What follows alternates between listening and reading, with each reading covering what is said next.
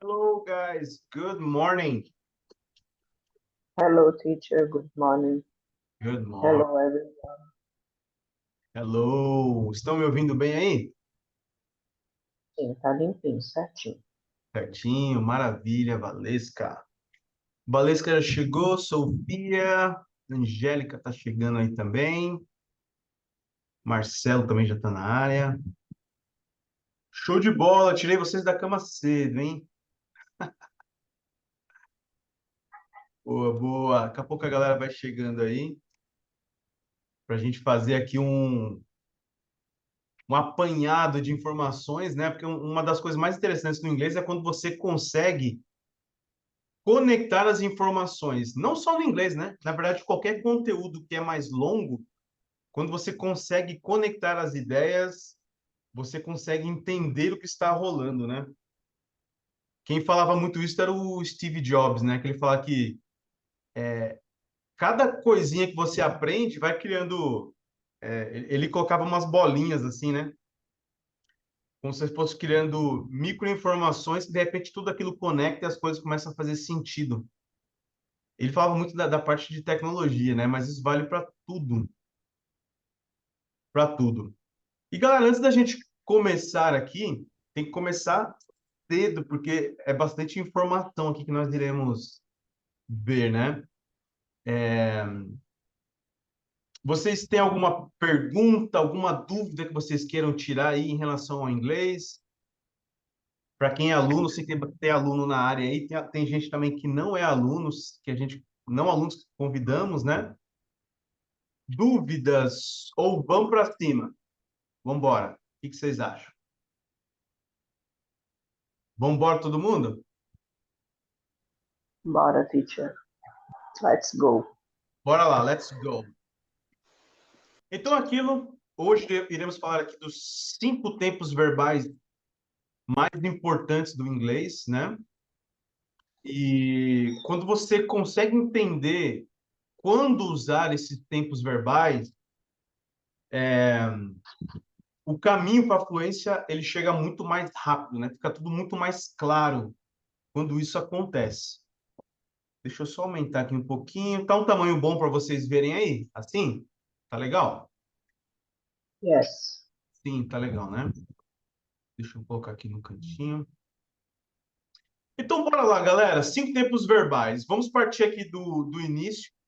Eu vou falar numa velocidade. Eu costumo falar um pouco mais devagar os tópicos, né? Mas hoje, como iremos ver 5 pontos, eu vou falar um pouco mais rápido, uma velocidade um pouco maior.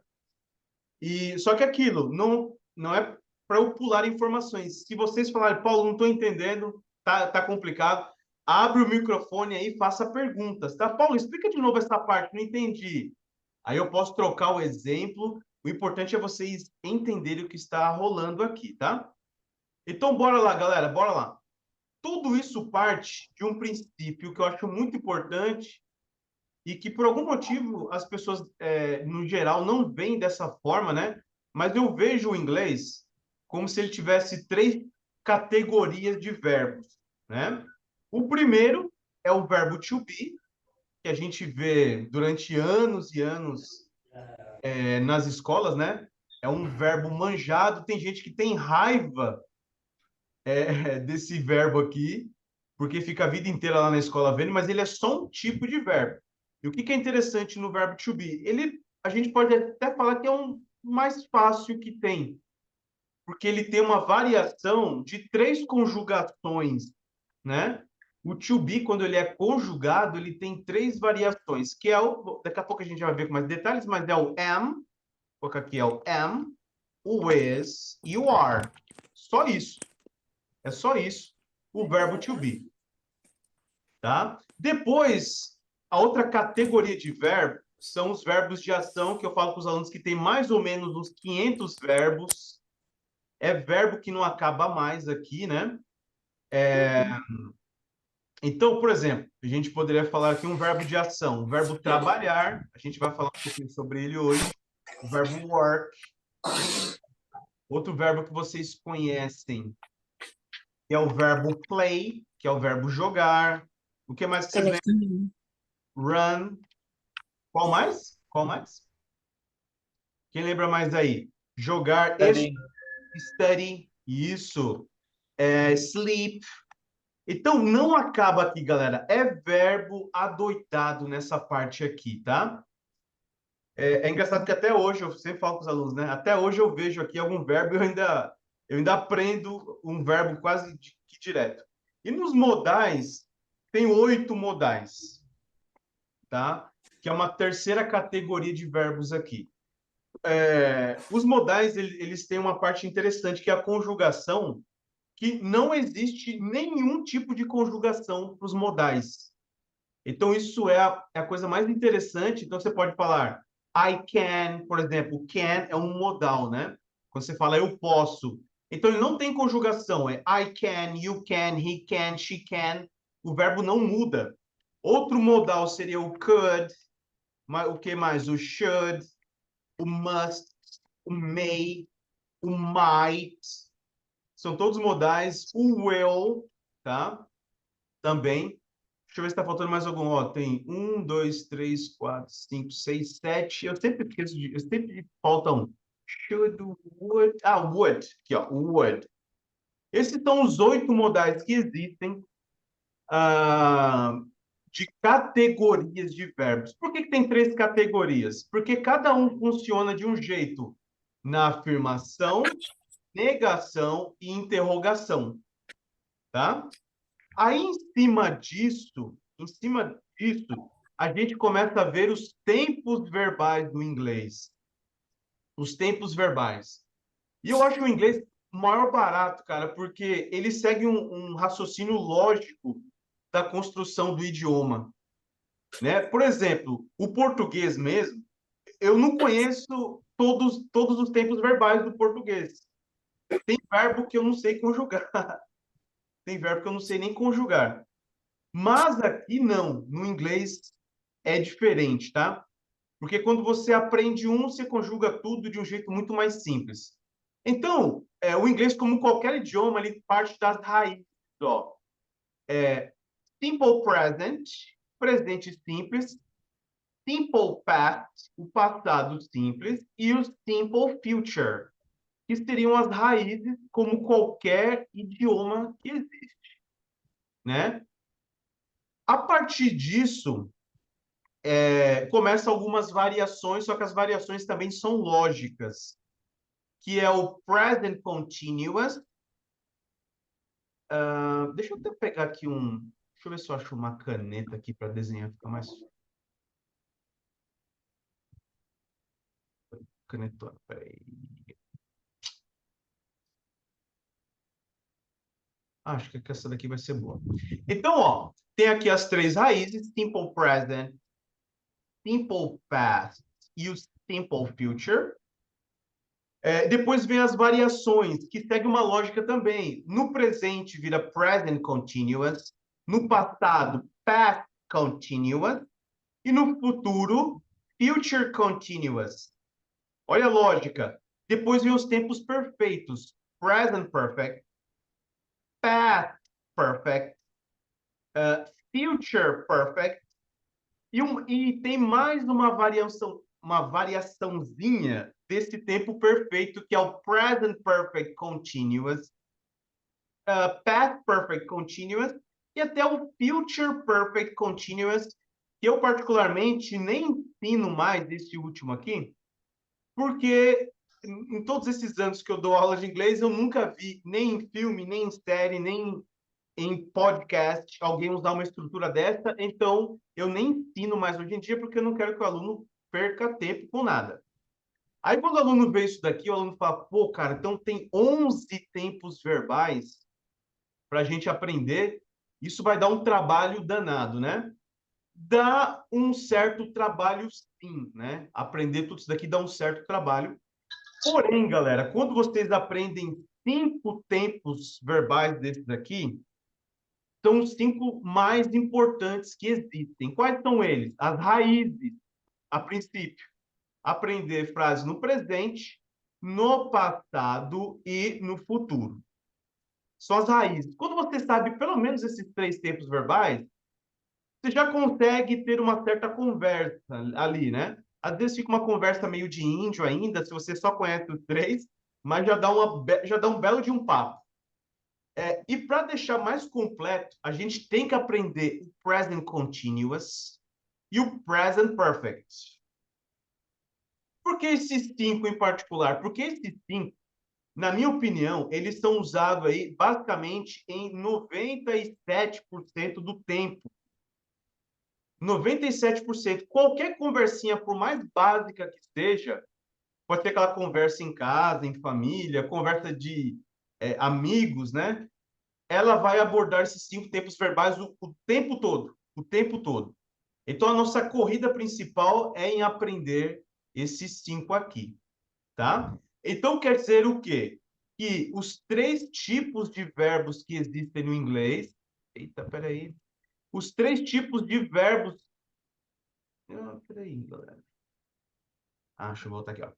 Os três tipos de verbos que existem no inglês, eles irão aqui se encaixar em todos esses tempos verbais. É isso mesmo. Então, quando a gente aprende lá o simple present, por exemplo, a gente tem que ver como é que fica o verbo to be aqui, como que ficam os verbos de ação e como ficam os modais. Quando a gente aprende o simple past, passado simples, a mesma coisa. Como é que fica o verbo to be no passado? Os verbos de ação e os modais, será que dá para entrar? E uma coisa que eu já adianto para vocês aqui agora, que aqui os modais, ó, os modais, eles são verbos que eles basicamente são usados somente no presente. Horrível essa cor aqui. Eles são usados somente no simple present, aqui. E cada um deles tem um significado. Então, os verbos modais, hoje, nós não iremos falar sobre ele. Dependendo aí, se vocês quiserem, a gente pode marcar uma outra masterclass só para falar de verbos modais, tá? Aí eu quero ver como é que vai ser a interação de vocês aí, se vocês estão curtindo. Então, é isso que acontece, tá? E já vamos daqui, então, sem perder tempo, diretamente ver o quê? O simple present, primeiramente com o verbo to be. Primeiramente com o verbo to be, analisando, a princípio, a estrutura desse verbo. Desse verbo dentro desse tempo verbal, né? Tem que sempre falar assim. Lembrando, galera, quem está chegando aí, vocês podem me interromper a qualquer hora para fazer perguntas, tá? Eu amo perguntas, então não se incomode aí se está atrapalhando, não. Pergunta nunca atrapalha, tá? Então é o seguinte, verbo to be, todo mundo viu isso a vida inteira na escola. Qual que é a conjugação do verbo to be para os elementos, os sujeitos? Aliás, vamos aqui relembrar rapidamente os sujeitos. O I, que é o eu, certo? É a primeira pessoa do singular. Primeira pessoa do singular, I. Depois, beleza, o I, primeira pessoa. E se tiver alguém junto comigo, eu tenho que automaticamente ir para o plural. Então, qual que é o plural de I? Como é que eu falo nós? Nós é we, tá? Então, a gente tem que saber na ponta da língua, galera, porque isso aqui vai ajudar a conjugar todos os verbos, tá? Isso aqui são os pronomes pessoais, né? Os elementos que vão ajudar a conjugar. Depois vem o you, que é você, né? Segunda pessoa do singular. E como é que eu falaria vocês? Quem manja aí? Como é que eu falaria vocês? You. O próprio you. Também, ó, segunda pessoa do plural, you. E a pessoa fala, mas como assim, Paulo? Como é que eu sei a diferença quando está falando para um ou para mais? Isso vai depender do momento, galera. Sempre quando a gente fala you, é uma conversa direta. Então, se eu estou olhando só para Tamires, eu falo, Tamires, you, tal, tal, tal. A Tamires sabe que é para ela. Se tiver a Tamires e a irmã, a Adri tá aí hoje, então eu vou estar olhando para as duas. Então vai ter o you do plural. Caramba, é isso mesmo? É isso mesmo, tá? Qualquer dia a gente pode falar aqui, às vezes no you do plural, para você diferenciar você pode usar a palavra guys. Você pode falar you guys. Aí quer dizer que é vocês mesmo. Mas isso aqui é uma palavrinha bem informal. Não vamos nem falar sobre isso aqui hoje. E depois vem, galera, he, que é usado para homem, que é o ele. O she, que é usado para mulher, que é o ela. E o it, que é o ele ou ela, usado para animais e objetos. Quando eu vi esse it pela primeira vez, eu falei, cara, que pedra no sapato esse negócio, né? Para que inventaram isso? Por que que não ficou só no i e no x, igual no português? Mas aí, eu comecei a estudar o idioma, falei, cara, esse it é uma mão na roda para nós. Por quê? Porque quando você aprende o nome de um objeto, lápis, em inglês é pencil, né? Pencil. No português, além de você aprender que isso aqui é lápis, o nome, você tem que saber se é masculino ou feminino. Por algum motivo, você fala o quê? O lápis. Eu não sei nem por quê que isso aqui é um substantivo masculino. Imagina se no inglês a gente tivesse que aprender isso. Caneta, pen. Imagina se você tivesse que aprender que isso aqui é feminino, a caneta. No inglês não tem isso, galera. Então, isso aqui não tem gênero para objetos. Isso é maravilhoso, tá? Animal é a mesma coisa. Geralmente a gente fala it.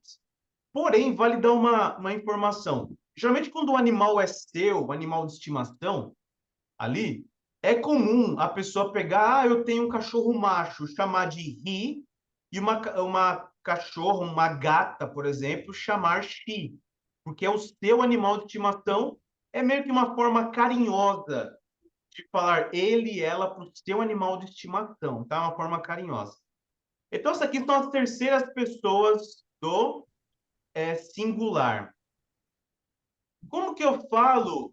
Qual que é o plural de tudo isso? O plural de tudo isso é they, tá? They. Então quer dizer que they é o plural de homens, o plural de mulheres, plural de animais, de coisas, é isso mesmo. É por isso que se eu pego uma frase e falo assim, ó, por exemplo, hey, they are good. They are good. Eles são bons. Eu não sei se esse they representa, por exemplo, eles, os jogadores homens, elas, as secretárias, as jogadoras mulheres, eles, os computadores. Eu não sei o que que é, porque they é plural de he, she, it. Por enquanto, tranquilo aí todo mundo? Vocês podem me interromper aí, hein? Senão eu vou na velocidade do Usain Bolt aqui, hein? Beleza, agora que nós conhecemos aqui os pronomes pessoais, os players, né? Os elementos, vamos conjugar o tal do verbo to be. Como que fica o verbo to be aqui no presente, na conjugação? Qual que é o verbo do I? Como que eu falo eu sou, eu estou? I am. I am, é isso. E o you, vocês vão lembrar da escola. O verbo to be You are. conjugado. You are, exatamente. E o he? He Yes. is, she is, e o it is. Aqui o verbo to be é o que está na frente, tá? Por que que eu falo isso? Quando eu estava na escola, eu achava que verbo to be era tudo isso. Não. Verbo é só o que está aqui na frente. Os outros aqui são os pronomes pessoais, que vão ser usados para conjugar outros verbos que não é to be. E aqui o plural, como é que fala nós somos, nós estamos? We We are. are, e o you are também, e o they are. E todos os pronomes do plural, todos conjugam o verbo are, né? We are, you are e o they are. Nós somos ou estamos, vocês são ou estão, eles ou elas são ou estão. Então, qual que é a ideia do verbo to be? É isso mesmo, ele tem a ideia de falar sobre ser ou estar. Ser ou estar, esse é o verbo to be. Daqui a pouco a gente vai usar aqui quando a gente vai colocar a frase quando usar, né? E aí vem, galera, uma coisa importante no verbo to be. É aqui, ele está sendo usado dessa forma, porém, o mais comum no dia a dia é fazer uma contração. Então, I am vira I'm. Você corta a primeira letra. You are vira your.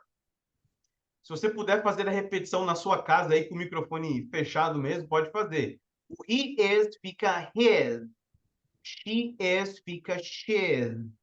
It is vira it, né? E com certeza você já viu essa contração em alguma música em algum lugar. We are vira we're.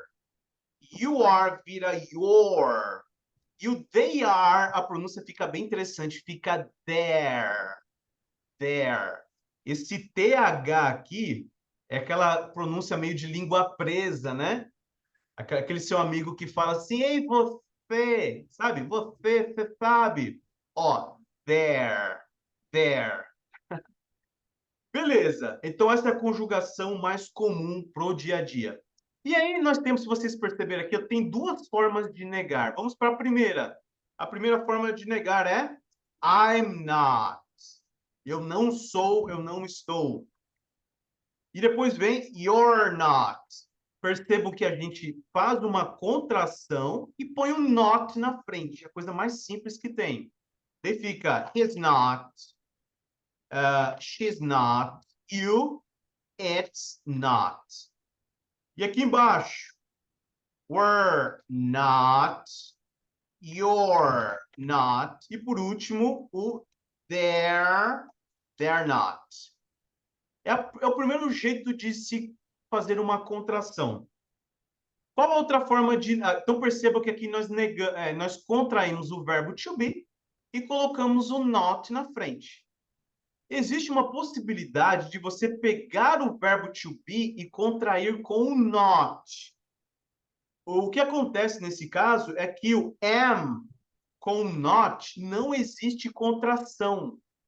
É por isso que no segundo caso não existe a contração am not, então vou até deixar aqui com risquinho. Porém, aqui já dá o you are. Você pode falar you aren't. You aren't. Você não é, você não está. O he is fica he isn't. O she is fica she isn't. E o it isn't. Ok? E aqui embaixo também. We aren't. You aren't.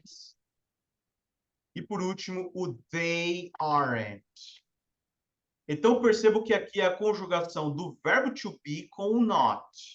As pessoas me perguntam, Paulo, qual é a mais popular? A negação 1 ou a negação 2? Quando estamos falando de pronomes pessoais, I, you, he, she ou it, a contração mais comum é a primeira, tá? Mas quando você troca o pronome pessoal por um nome, por exemplo, vamos dar um exemplo aqui, ó. Vamos usar assim, por exemplo, eu falo assim, ele não é meu amigo. He's not my friend. Ele não é meu amigo. Mas, se eu trocar o he por um nome, eu faço assim, por exemplo, o Mike. O Mike não é meu amigo, daí você pode fazer essa contração. Mike isn't my friend. Então, quando você troca aqui o he por Mike, a segunda contração fica mais comum. Quer dizer, então, que é errado eu falar he isn't my friend? Deixa até assim, ó. Deixa contraído assim. Errado eu falar he isn't my friend? Não. Só é menos usado, tá?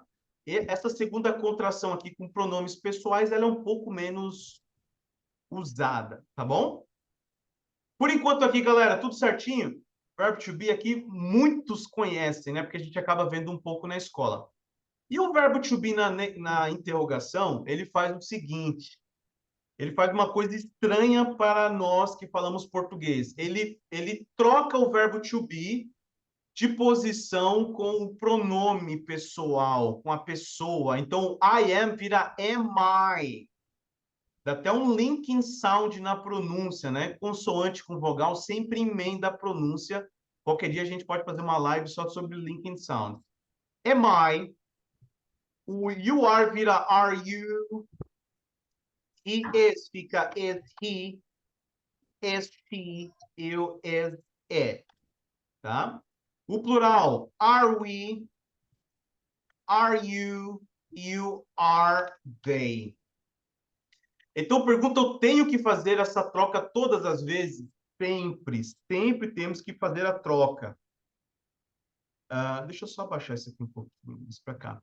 Então, se a gente vai montar uma pergunta, imagine que eu encontro com vocês aqui na minha cidade. Eu falo assim, hey, are you Thiago? Você é o Thiago? Então, eu faço aqui a troca de posições, tá? Não é só dar entonação, igual faz no português, não. Temos que realmente fazer esse esquema aqui, tá? Esse esquema. Galera, e uma vez que a gente sabe essa conjugação, a maior parte dos alunos que chegam aqui na escola já sabe isso daqui, já viu um pouco disso. Talvez não saiba muito essa parte da negação e tal, mas, de forma geral, o aluno já viu isso aqui de forma exaustiva na escola, né? Aí, mas o principal, uma vez que você sabe disso, você tem que saber para que serve o verbo to be. A gente sabe que ele tem a tradução de ser ou estar, mas a gente pode até explicar de outra forma. Basicamente, o verbo to be, ele descreve três situações. A primeira, ele descreve um sujeito. Então, a pessoa poderia falar assim, por exemplo, eu posso falar assim, I am a teacher. Eu sou um professor. Ou ainda, she is, she's nice. Ela é legal. Então, o que o verbo to be está fazendo? Describe, né? Describing a subject. Descrevendo um subject, é o sujeito. Descrevendo um sujeito, tá? Então, ele descreve um sujeito. Descreve o que mais? Ele descreve, aqui, um o que você está sentindo, um estado emocional. Então, a pessoa pode falar assim, por exemplo, I am hungry. Eu estou com fome. Então, é uma sensação que aquela pessoa tem. Eu posso falar, they are cold. Eles estão com frio. Então, a pessoa está sentindo aquilo. Então, também, describing sensation. Sensações que algum elemento está tendo. E, por último, todo mundo lembra da famosa frase, né? The book is on the table. Todo mundo já viu essa famosa frase do inglês aí. O livro está em cima da mesa. Percebe que o uso do verbo to be está aqui, ó. Is on the table. Então, está descrevendo um local. Describing a place, tá? Descrevendo um local que alguém esteja. Então, você fala assim, eu estou no mercado, na padaria. Ela está no escritório. Tudo isso vai usar o verbo to be, tá? Ou, se você quiser, aí pode falar que o verbo to be é o verbo ser e estar. Eu prefiro guardar significados mais fortes igual esse. Escrever sujeito, sensações e lugares, ok? Perceba o uso do verbo to be aqui. Vamos destacar o uso do verbo to be, ó. I am, ó. The book is. Vamos dar uma destacada na cor aqui para a gente relembrar que o verbo to be é isso aqui, tá? E lembrar também, né, que a contração é o jeito mais comum. Então, I'm a teacher. She's nice. De novo. I'm hungry. They're cold. Só aqui que não contrai, tá, galera? Como não é pronome pessoal, a contração não existe, tá? Pelo menos na gramática escrita correta. Pode ser que vocês peguem alguma música aí, por exemplo, e vocês vejam uma gramática incorreta fazendo essa contração aqui, ó. Fazendo assim, ó. Numa música, né? Porque música, eles quebram regras de gramática. Mas aqui não, o correto é falar the book is on the table, tá? E, aliás, a gente não vai falar tanto sobre isso hoje, mas O the book, ele é representado por algum dos pronomes aqui. I, you, he, she, it, we, o you e o they. Primeira coisa, the book é singular ou é plural? Abra o microfone aí, quem tem a moral de responder. É singular ou é plural? The book, o livro. Singular. Singular. Singular. Então, beleza. Então, vamos aqui na nossa tabela de elementos do singular. Tem I, you, he, o she e o it. O livro, ele é representado por qual It. elementos? Isso. O it, exatamente.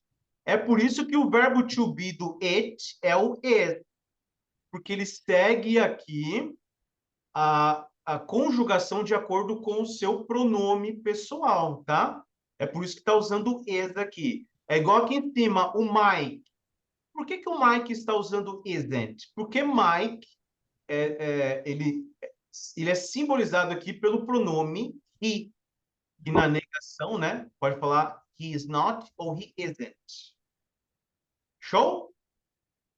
E aí vem uma outra pergunta que a gente tem que fazer sempre quando aprendemos um tempo verbal. Existem palavras-chave para o verbo to be no simple present? Então aqui a gente já pode deixar aqui no, tá?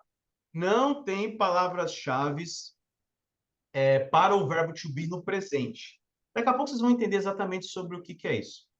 Galera, talvez seja muito simples para você essa informação. Daqui a pouco o caldo começa a engrossar aqui, tá?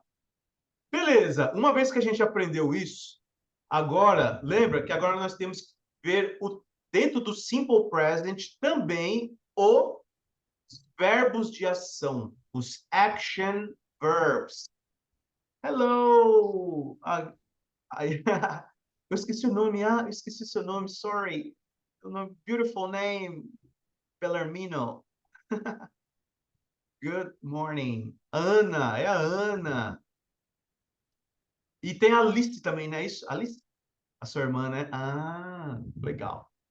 Ó, legal. Simple present, verbos de ação. Então, agora, questão to be, a ideia agora é outra. É falar de verbo de ação. Então, ó, já não tem o I am mais. Agora é outro verbo que vai entrar aqui. E aqui, galera, é um dos momentos que a galera fala mais que o verbo... Por isso que o inglês é o idioma mais fácil do mundo. Por quê? Por causa da conjugação. Por exemplo, se a gente for conjugar o verbo trabalhar. Como é que fala eu trabalho? I work. Opa. Você trabalha. You work. Mudou? Perceba o português. Eu trabalho, você trabalha. Já teria mudado a conjugação no português. No inglês, não. O inglês só vai mudar para he, she, it. Mas a gente já vai falar um pouquinho sobre isso já já. Vamos aqui para o plural. Nós trabalhamos. We work. Vocês trabalham. You work. Eles ou elas trabalham. They work. Aliás, se vocês estão tomando nota aí, maravilha. Mas depois eu vou compartilhar tudo isso lá no Telegram, tá? Quem não tiver lá ainda, eu vou passar o endereço para vocês entrarem. Olha isso, galera. A gente pode até falar que nem tem conjugação, né? Porque não mudou nada. Nós trabalhamos, vocês trabalham, elas trabalham. Cadê a conjugação? Não existe. A única coisa que acontece que nas terceiras pessoas do singular, somente do singular, a gente vai acrescentar o S no verbo. Então fica he works, ele trabalha, she works, ela trabalha, e o it works. Né? Ué, a pessoa poderia até falar, Paulo, dá para usar o work com it? Dá. Você pode até falar de um animal que trabalha, né? Sei lá, um cachorro que trabalha num departamento de polícia. Ou você pode usar o sentido de funcionar. Então, às vezes, com objeto, você pode falar, nossa, sei lá, você tem um aparelho aí, eu tenho um aparelhinho aqui de gravação, ó. Eu poderia falar, nossa, ele funciona bem. It works very well. Ele funciona muito bem, tá?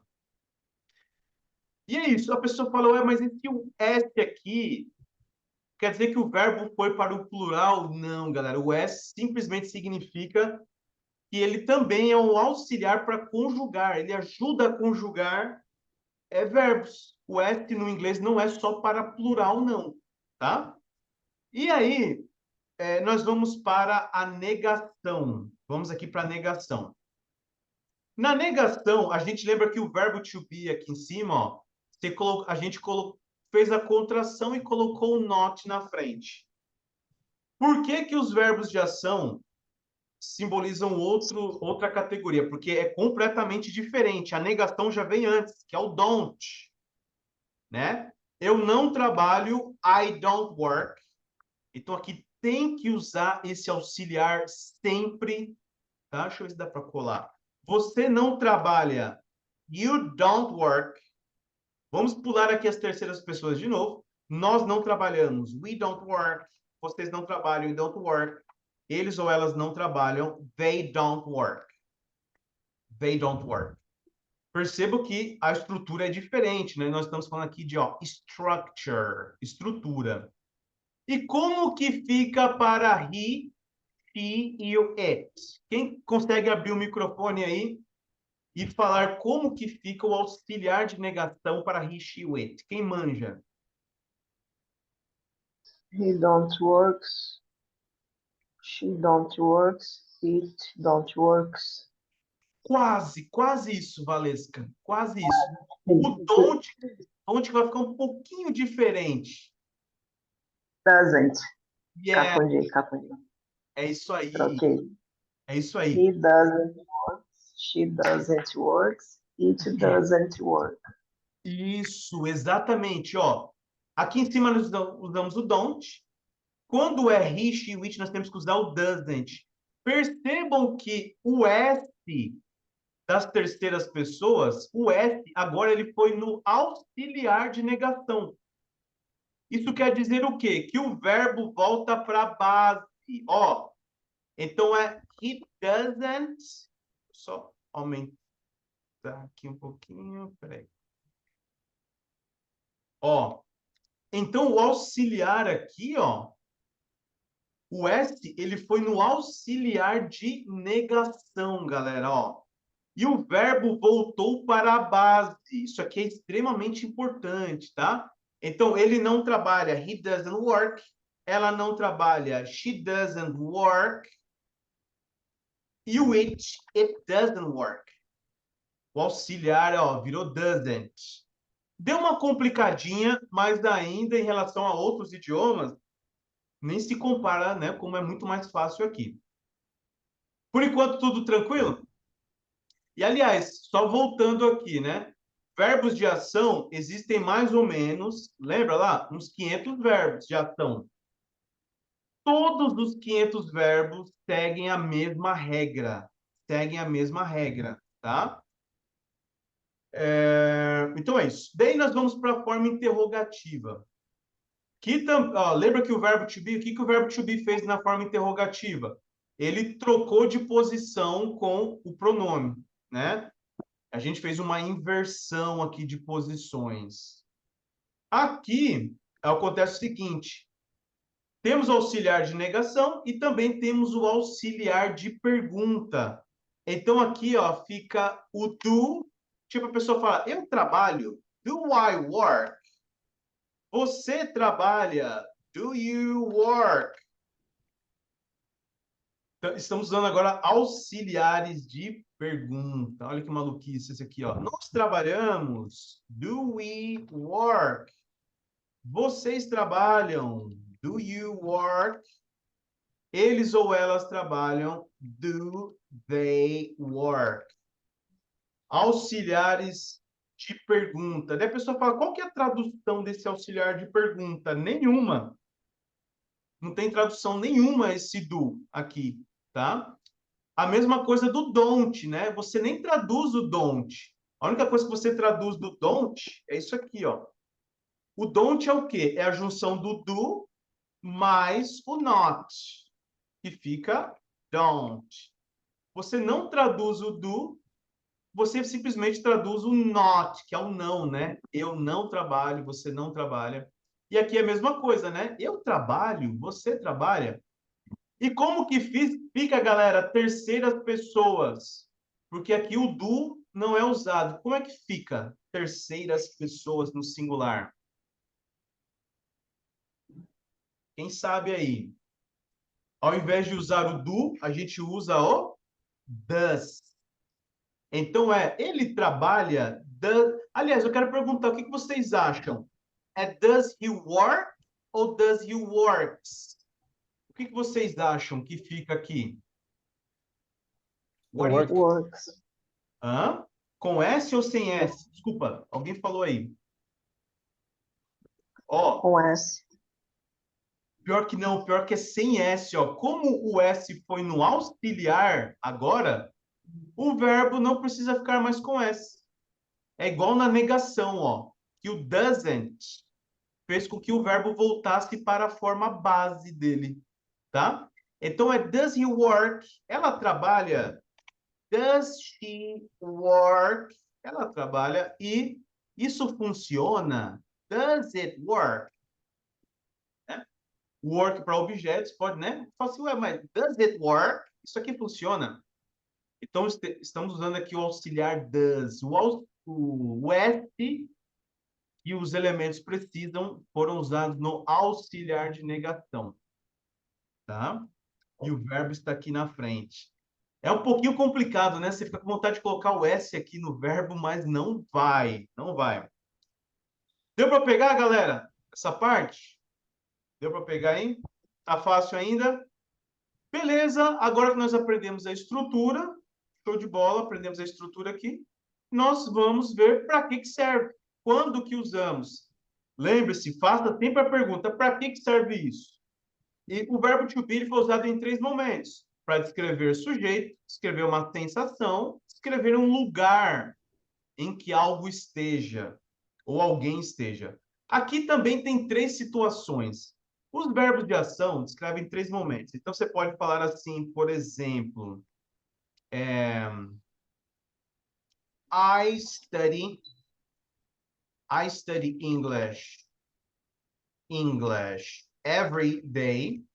Eu estudo inglês todos os dias. Então, aqui nós temos o verbo sendo conjugado, study. O que isso representa? Uma rotina de alguém. A rotina da pessoa. Estudo todo dia, escovo o dente todo dia, tomo banho, converso com a minha mãe. Então, aqui é isso que acontece. Lembrando que, se eu colocasse aqui no lugar do I, o she, eu teria que colocar o S no verbo, tá? Outra situação que nós vamos escrever. Quando a pessoa fala de um hábito, algo que ela faz de vez em quando, a pessoa fala assim, sometimes, às vezes você go to the mall. Às vezes você vai ao shopping, né? Mall é shopping. O que isso aqui representa, na verdade? Representa um hábito da pessoa, algo que acontece de vez em quando. Perceba um verbo aqui no presente, ó, you go. Não tem verbo to be, tá, galera? É muito comum a pessoa colocar assim, ó, you are go. Não. Verbo to be esquece aqui nessa parte. E por último, é um fato. A pessoa fala de um fato. Vamos falar assim, ó. She works. Ela trabalha very much. Ela trabalha muito. Então, percebo que aqui eu conjuguei o verbo, coloquei o S. O que isso representa? Representa fato. Um fato. Uma possível verdade, né? A pessoa fala assim, pois é, meu, ela não para em casa, ela trabalha demais. Então, os 500 verbos que existem, eles vão ser usados dentro dessas 3 situações, rotinas, hábitos e fatos, exatamente. Os 500 verbos vão usar essas conjugações aqui, essa negação, exatamente, tá? Isso aqui é legal, ó. Existem palavras-chave? Existem. Primeiro, para descrever rotina. Vou colocar aqui, routine, rotina. Então, a pessoa pode usar essa palavra every, né? Every. Quando fala every day, every night. every Monday, toda segunda. Quando a pessoa fala assim, always, que é o sempre, normally, normalmente, usually, geralmente, tá? Essas palavrinhas significam que existe uma rotina que a pessoa está seguindo, tá? Ou até a palavra often, que quer dizer frequentemente, representam rotinas. Quando a gente fala geralmente de hábitos, habits, a palavra mais comum é essa daqui, ó, sometimes. A palavra sometimes representa muito um hábito, de vez em quando algo acontece. E fatos, não tem muita palavra-chave aqui. Talvez a palavra never, só que é o never com aquele sentido de que você não tem feito ultimamente, né? Tipo assim, eu nunca saio porque eu estou estudando, eu estou fazendo meu TCC. Quer dizer, você nunca saiu na vida? Não, você já saiu, mas é que ultimamente você não tem saído. É o nunca no sentido de que não tenho tempo, tá? Esse não, esse nunca, ele pode ser usado como um fato. De eu falar assim, puxa, é verdade, ele está estudando muito para o TCC, ele nunca vai no shopping, cara, com a gente. Então, pode dar uma ideia de um fato. Muita informação, né, galera? Eu sei que é muita informação. Eu estou gravando essa aula, eu vou postar lá no nosso YouTube e vou colocar o link lá no Telegram para vocês assistirem de novo. Você tem que ficar fera nesse assunto aqui. Então, beleza, terminamos aqui verbos de ação dentro do Simple Present. Vamos para outro tempo verbal. Agora nós mudamos de tempo verbal. Só voltando aqui naquela lista, voltando aqui naquela lista, matamos aqui o primeiro assunto, né? É o que dá mais trabalho, porque você está aprendendo ali o sujeito e tudo mais. Vamos agora ver o present continuous. Vamos aqui ver mais um. E esse tempo verbal ele é bem tranquilo. Por quê? Porque dentro da estrutura dele, você já vai usar uma estrutura de verbo to be e verbo de ação tudo junto. Então, aqui quando você vê uma frase, você já sabe o que está acontecendo. Então, se o verbo to be ele faz parte da estrutura, a gente tem que lembrar dessas questões do verbo to be aqui, né? Da contração que existe, da negação. E depois que você monta o verbo to be, você coloca mais um verbo com ing no final. Então você fala, por exemplo, I'm working, you're working, eu estou trabalhando, você está trabalhando. Você fala, eu não estou estudando. I'm not studying. Olha o ing. Ela não está dormindo. She isn't sleeping. E a pessoa fala, você está conversando? Are you talking? Eles estão conversando? Are they talking? Então, como o verbo to be faz parte da estrutura, as regras do verbo to be é que mandam na frase, né? E quando que eu uso o present continuous? Também são três situações. Primeiro, o que nós poderíamos falar aqui? Que nós estamos, e we are studying, o quê? English now. Nós estamos estudando inglês agora. O que essa frase representa? Então, deixa eu destacar aqui a estrutura dela, ó. Destacar a estrutura. Estamos estudando. Então, entra aqui o verbo to be e mais um verbo com ing. A pessoa fala, Paulo, e o verbo to be, eu posso contrair? Pode, né? Não só pode, como deve. Fica até melhor. We are studying English now. Então, o que essa frase representa? Representa uma ação que está in progress, que está acontecendo, né? In progress now. Está acontecendo agora. O que mais está acontecendo agora? Nós estamos conversando, tem gente que está anotando, tudo isso está acontecendo agora. Tem gente que, alguém na sua casa talvez ainda esteja dormindo, tomando banho, tomando café, é tudo que está acontecendo agora. A segunda situação, ela é uma situação muito estranha, tá? Como assim estranha? Lembra que nós estamos falando do quê? De present continuous. Present. Porém, galera, perceba essa frase.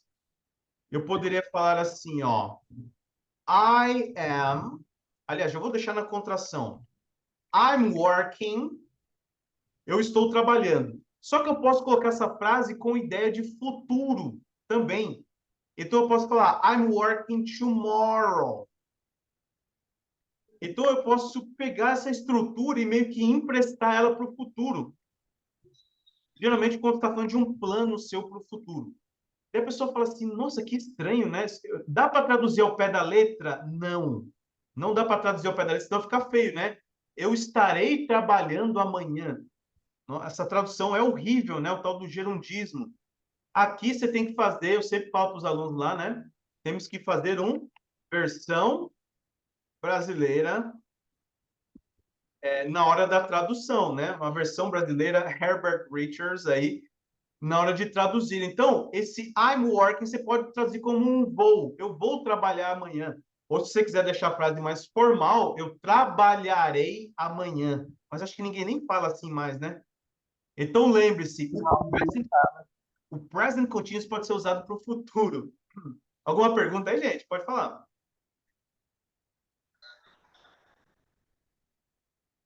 Então, qualquer verbo pode ser colocado aqui nessa estrutura. Ah, eu vou dormir mais tarde, eu vou conversar com a Maria amanhã.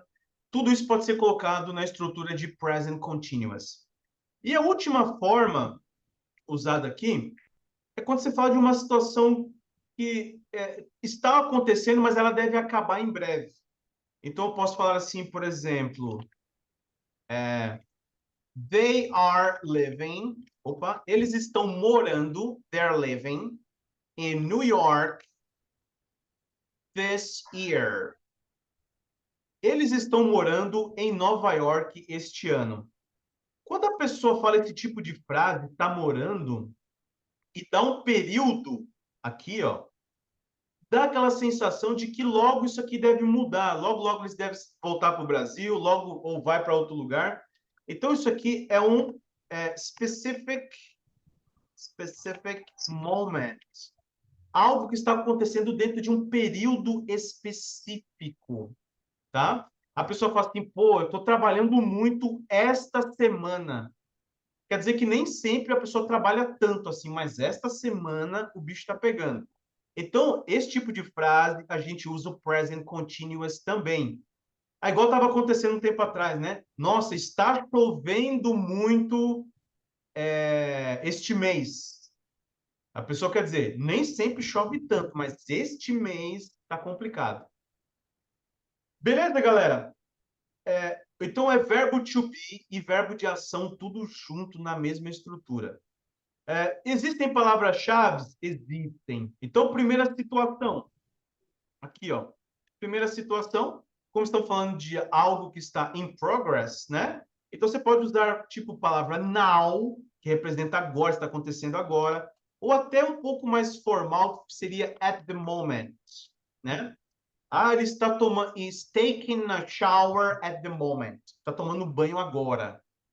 Segunda situação que fala de futuro, aí tem palavras que indicam futuro. Igual aqui, ó, tomorrow. Tomorrow indica futuro, né?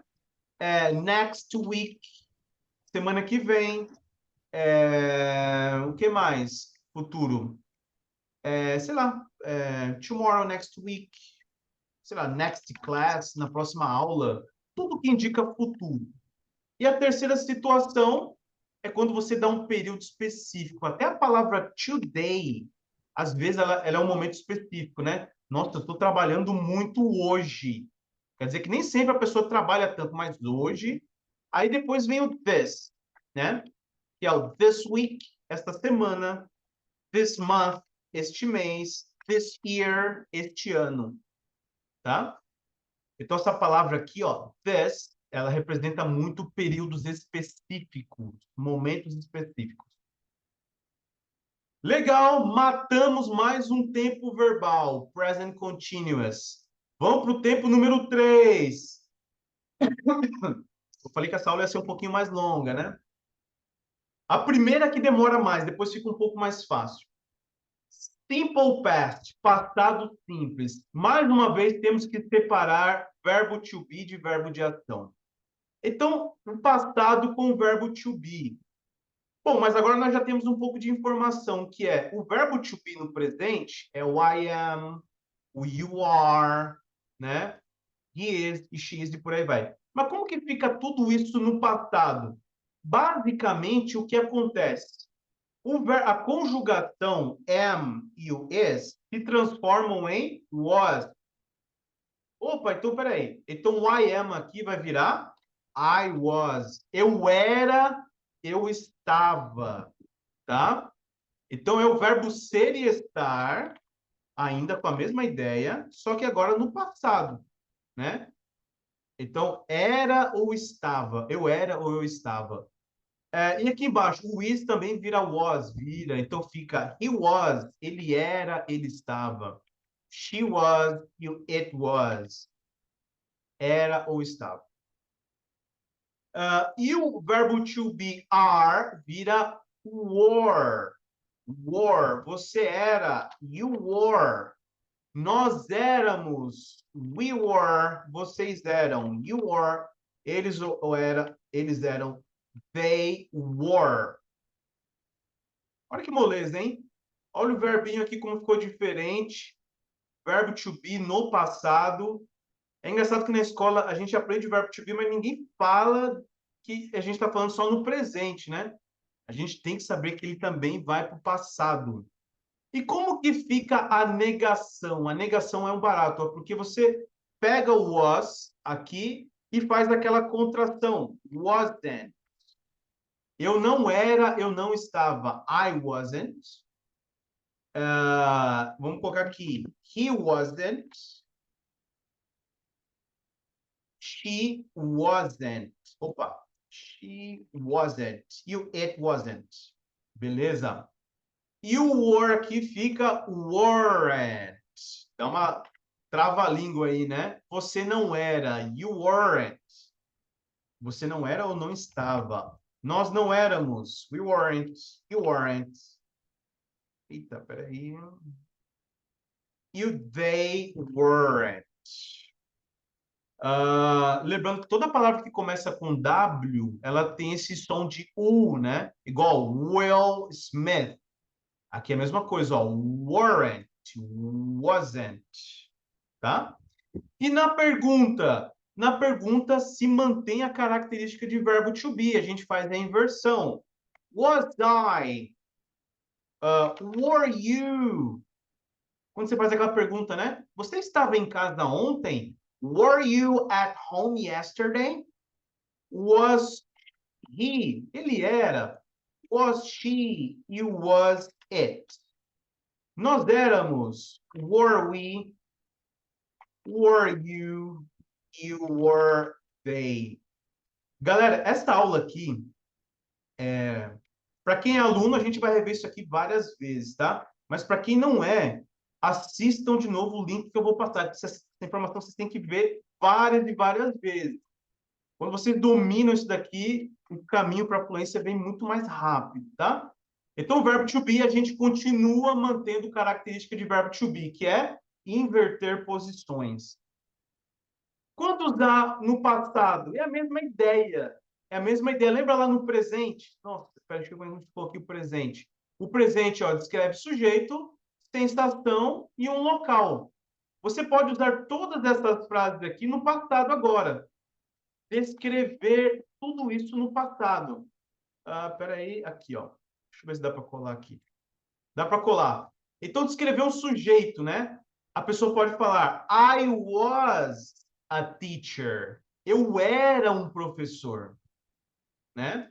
I was a teacher. Eu era, não sou mais. Aliás, deixa eu usar aqui o meu exemplo. I was a financial analyst. Eu era um analista financeiro, que é o meu caso. Eu era. Não sou mais, graças a Deus. Eu odiava fazer aquilo lá. Eu era. I was hungry. Eu estava com fome. Você fala sensações que já foram. They were cold. eles estavam com frio, tá? Eles estavam com frio. Situações que já passaram. Aliás, olha que interessante, uma coisa que eu não falei. O verbo to be aqui no presente tem aquela contração, né? I am virando I'm. E aqui tem contração no, tá? Então vamos colocar aqui, ó. Deixa eu ver se dá para escrever. Essa informação é importante. No more contractions. Não tem mais contrações. Essa informação é extremamente importante. No more contractions. O livro estava em cima da mesa. The book was on the table. Eu estou procurando o livro estava em cima da mesa. Onde foi parar? Agora, essa frase foi para o passado, né? E aí, palavras-chave. Tem palavras-chave aqui? Só palavras que indicam passado, galera. Então, você pode falar assim, por exemplo, last week, semana passada, né? Por exemplo, ó, o livro estava em cima da mesa, você pode colocar a palavra assim, yesterday. O livro estava em cima da mesa ontem. Então, você fala quando, né? Ó, I was a financial analyst in... Quando que eu fui mesmo? Em 2004. Em 2004. Nossa, a galera fala assim, pô, esse professor é velho, hein? É isso aí, em 2004. Então, você pode colocar períodos que já passaram, né? In 2004, você pode falar 3 days ago, 3 dias atrás, yesterday. São palavras-chave que vai fazer você colocar esse verbo to be no passado, ok? Visto o verbo to be, vamos entrar numa parte que tem um lado bom e um lado ruim. Qual que é o lado bom?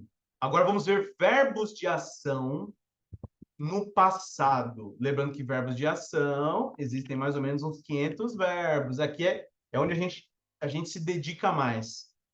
Verbos no passado. Lado bom. Qual que é o lado bom? Não tem conjugação. Não tem conjugação mais. Então, por exemplo, o próprio verbo work. Aliás, quem sabe como é que fica o work no passado? Tem muita gente que sabe, hein? Como que fica esse verbo no passado? Quem sabe? Work it. Worked. É isso aí. Você coloca o ed no final, né? Yeah. É isso aí. Beleza, Tiagão? Isso mesmo. Deixa eu destacar aqui assim, ó. Você põe o ed no final. Talvez você já tenha visto verbos com o ed por aí, né? Mesmo que você não tenha estudado ainda isso aqui. O que que isso significa quando o verbo termina com ed? Quer dizer que ele é um verbo regular, tá? E o final dos verbos regulares terão ed. É a regra geral, podemos dizer assim. Regra geral. Então quer dizer que os 500 verbos vão seguir essa regra? Aí é que está a parte triste. E não, tá? Talvez dos 400 aqui, eu chutaria que mais ou menos uns 370 verbos seguem essa regra geral. Outros serão irregulares, mas a gente já vai chegar nesse ponto. Mas primeiro vamos para a parte boa. Não tem conjugação. Então, I worked. Você trabalhou. You worked. Deixa eu só aumentar essa telinha aqui. Aumentar aqui esse espaço, espera aí. Ele trabalhou, já não tem diferença. He worked. Ela trabalhou. She worked. It worked. Nós trabalhamos. We worked. You worked. They worked. Essa é a parte legal, galera. Não tem mais conjugação, tá? Se você pensar no português, por exemplo, ó, eu trabalhei, você trabalhou, ele trabalhou. Nós trabalhamos, vocês trabalharam, eles trabalharam. Olha quantos finais diferentes. Isso porque é um verbo regular. Quer dizer, então, que tem verbos irregulares? Tem. Tem verbos irregulares. Aí, isso aqui é uma certa pedra no nosso sapato. Por que que é uma pedra no nosso sapato? Porque a gente tem que pegar uma bendita de uma lista que é longa, tá? De certo modo, longa. Vocês vão perceber que essa lista que tem mais de 100 verbos e nós iremos, deixa eu abrir essa lista aqui, ó, irregular verbs. Eu vou até compartilhar com vocês também lá no Telegram essa lista, tá? Vocês estão vendo minha tela aí, né? Deixa eu habilitar aqui. Okay. Deixa eu habilitar aqui, ó. Existe uma lista de verbos irregulares. Então, onde que aumenta aqui? Aqui. O que que acontece aqui? Vamos pegar aqui um verbo bastante usado. O verbo drive, dirigir. O passado de drive, ele não fica com o ed no final. O passado é drove. Então, essa segunda coluna aqui são os verbos no passado. Vamos pegar mais um. O verbo go. Olha, o go é o que fica mais estranho. No passado vira went. O go vira went. Eu fui em tal lugar. O leave, sair, vira left. A gente vai usar sempre essa coluna. O make vira made. Então vamos usar aqui vai. Deixa eu ver uma. Eu cantei, ó. Sing vira sang. Então vamos usar esse. Eu cantei vira I sang. Eu cantei. Você cantou. You sang. Deixa eu dar uma destacada aqui assim. A gente vai colando que é mais rápido. Ele cantou, lembra que não tem conjugação agora. Olha que maravilha. She sang, it sang. Nós cantamos. We sang, you sang, they sang. Se aqui em cima os verbos terminaram com ed, porque é a regra geral, aqui nós vamos ter que dar uma olhada numa lista, né? Dá uma olhada nessa lista, que tem aí mais ou menos uns 130 verbos irregulares. Pois é, leva-se um tempo até a gente decorar isso aqui tudo. Sim, leva-se um tempo. No meu caso, como professor, teve uma época que eu fiquei 5 anos sem dar aula. Eu estava trabalhando numa multinacional. Quando eu voltei a dar aula, primeira coisa, deixa eu dar uma olhada nessa lista para ver se eu não estou esquecendo nada. Parece que é doideira aqui, mas de repente você começa a decorar. Então, galera, a partir do simple past, do passado simples, a gente começa a ver essa coisa de verbos regulares e irregulares. A maior parte dos idiomas tem isso. Então, beleza. Montamos aqui as frases na afirmação. E como fica na negação, hein? Como verbos de ação, a gente tem que usar aquele auxiliar. Lembra que lá no presente era don't ou doesn't? Aqui será tudo didn't. Tudo didn't. Como o auxiliar já está no passado, o verbo pode voltar para a base. Pode não, deve voltar para a base. Ele não fica com o ed. Então, o didn't já coloca toda a frase no passado. Então, eu não trabalhei. I didn't work. Eu não trabalhei. Tudo que eu estou explicando para vocês aqui não tem outra forma de escrever, só tem essa regra, tá? Porque às vezes todo mundo fala assim, Paulo, mas se eu colocar aqui, I don't work it, com ed no final, pode? Não. Isso aqui não existe, tá? Seria um bom jeito de escrever o idioma, mas não é assim, tá? O correto é falar I didn't work. I didn't work. Lembra que não tem conjugação mais? Essa é a parte boa. Então, you didn't work. Você não trabalhou. Você não trabalhou. Ele não trabalhou. He didn't work. Ela não trabalhou. She didn't work. Isso não funcionou. It didn't work. Nós não trabalhamos. We didn't. You didn't. They didn't. Então, verbos de ação pedem auxiliares. E esse aqui no passado é o didn't. Dando para entender aí? Tá tranquilo? Tá caminhando? Tá? Se você tá bem no comecinho dos estudos, não se assuste, tá? Logo, logo você pega essa informação. E aí vem as perguntas. Lá no presente, nós usamos o do e o does. Aliás, deixa eu até colocar aqui, né? Ó. lá no presente, nós tivemos que usar aqui, nesse caso, o don't e o doesn't. Don't barra doesn't. Tivemos que usar esse. Agora, nós usamos somente o didn't. Lá no presente, nós também na pergunta, nós usamos o does, o do e o does. Aqui nós vamos usar somente o, quem sabe? O do e o does vai ser substituído por quê aqui?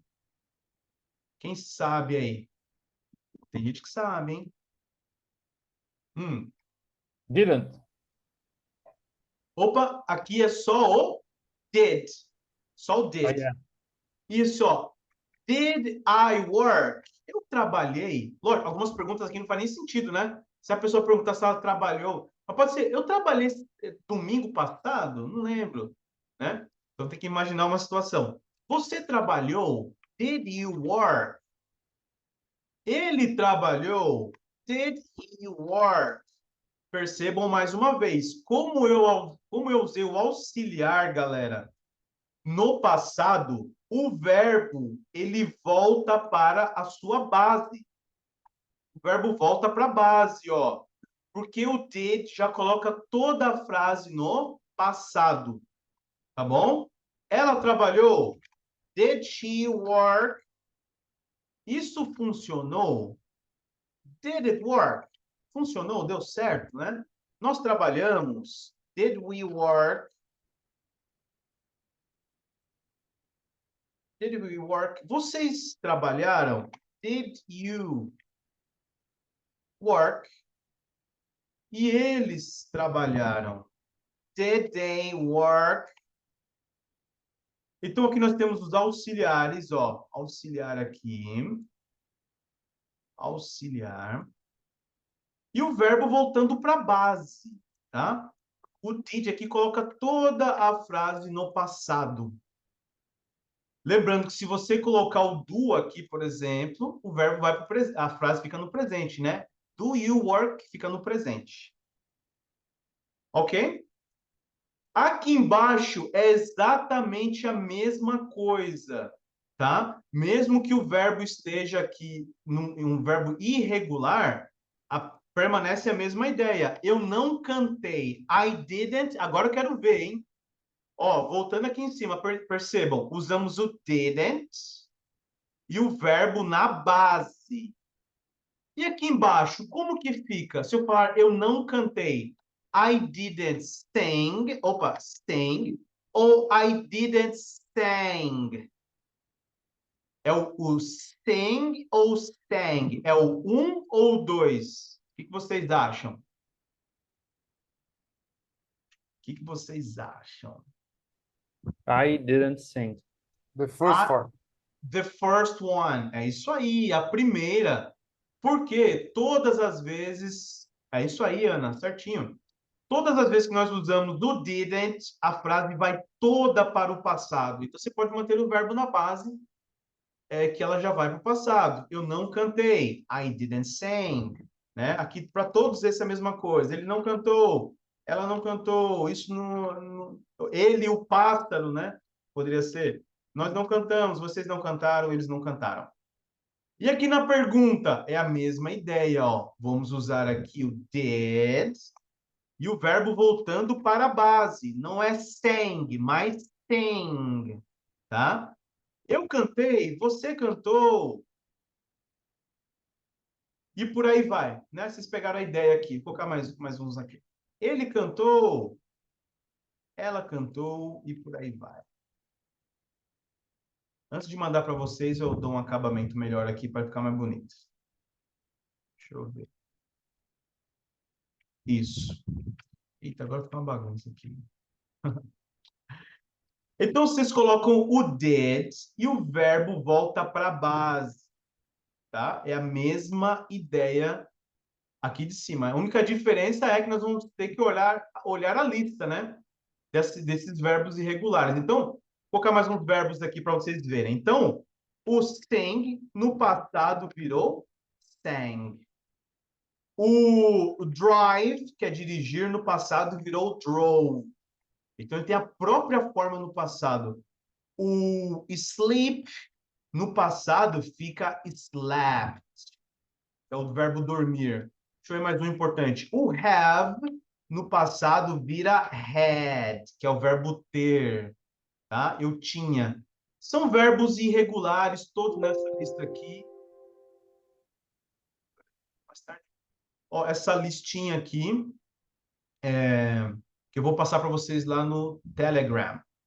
E aqui vem a pergunta: quando usar os verbos de ação no simple past? É bem simples, galera. A mesma coisa que aqui, ó. A mesma coisa aqui dessa situação. Sempre. Aliás, voltando aqui, ó. Quando usar aqui essa parte. Quando você fala de alguma situação que já acabou no passado, algo que já acabou, então você fala assim: I worked very much. Trabalhei muito. Daí você dá o período, yesterday, tá?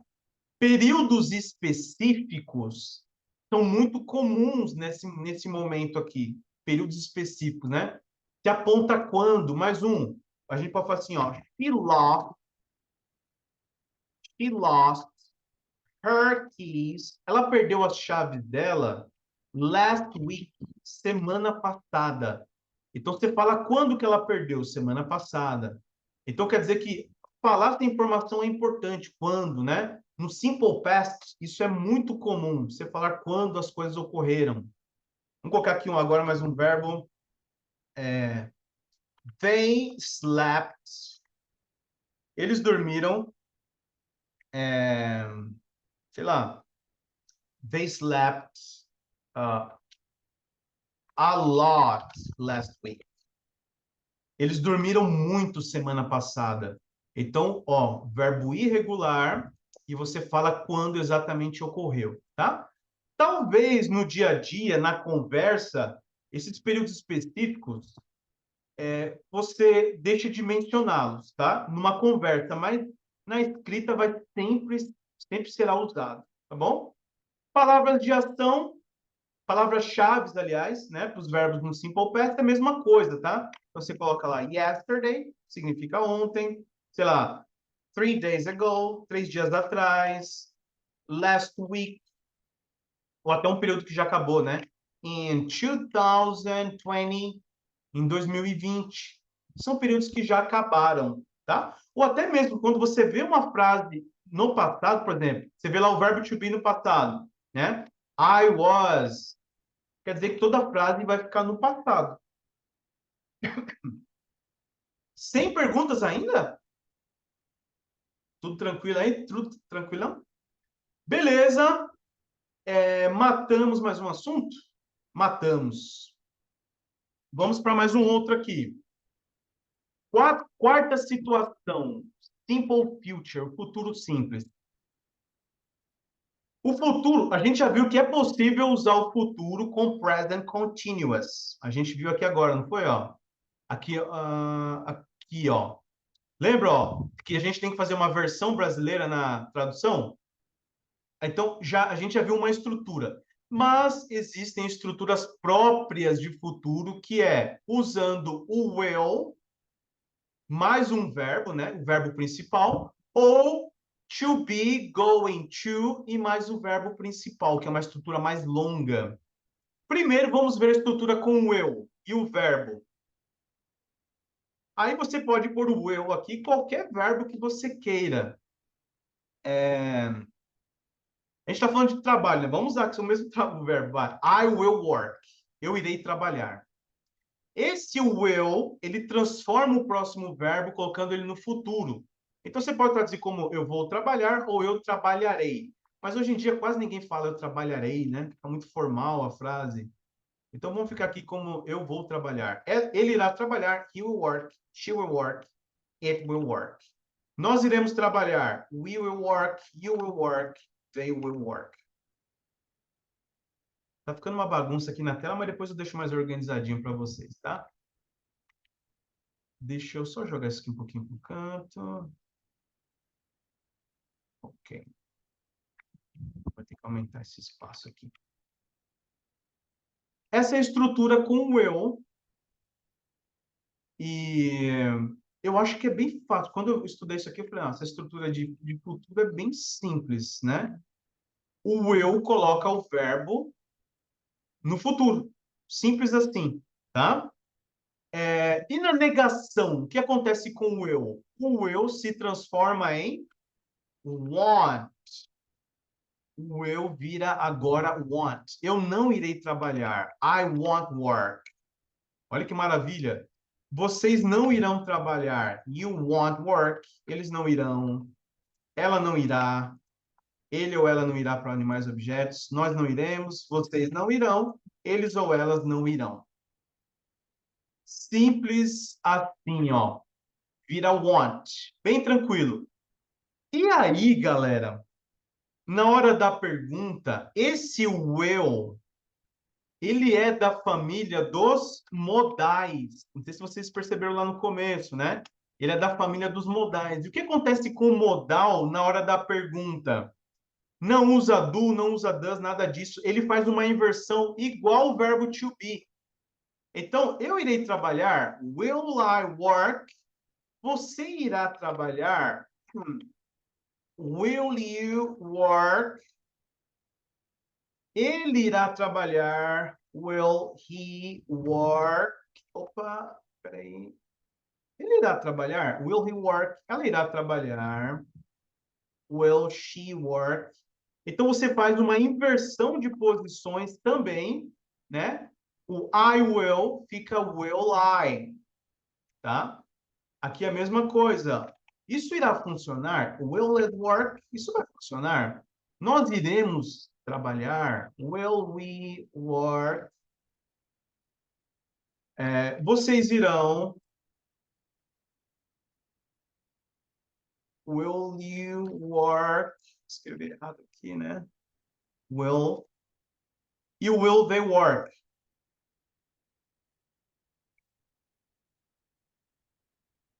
Eles irão trabalhar.